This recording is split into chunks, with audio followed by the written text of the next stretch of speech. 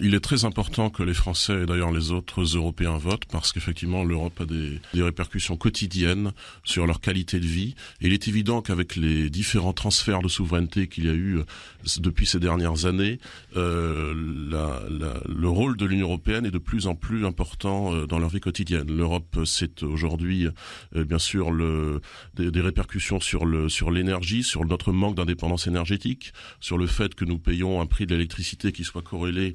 à des intérêts allemands, qui soit celui du marché européen de l'énergie que nous voulons réformer. C'est effectivement, comme l'a souligné M. Viancin, l'Europe ce qu'on peut qualifier de méga traités de libre-échange, ce qui a été signé avec le Kenya, ce qui a été signé en session plénière de fin novembre au Parlement européen avec la Nouvelle-Zélande, qui nous expose à des importations de 18 000 tonnes de viande ovine et 28 000 tonnes de viande bovine, et qui donc met totalement en concurrence notre agriculture nationale. Ce peut être demain l'Europe de l'accord avec le Mercosur, c'est-à-dire le marché commun latino-américain, qui là aussi aurait des conséquences désastreuses pour notre agriculture,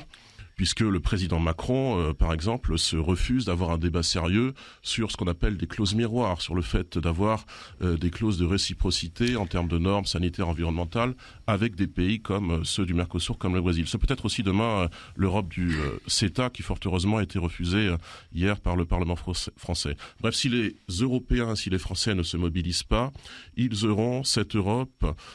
qui leur sera imposée dans leur vie quotidienne, qui ne sera pas une Europe puissance, comme on entend depuis des décennies, mais qui deviendra de plus en plus une Europe impuissance, qui les impuissantera collectivement, qui fera d'eux non pas la zone économique la plus développée au monde, mais petit à petit un espace qui se tiers-mondisera face au nouveau duopole sino-américain, face à l'émergence de nouvelles grandes puissances économiques, ce qu'on voit avec les BRICS, ce qu'on voit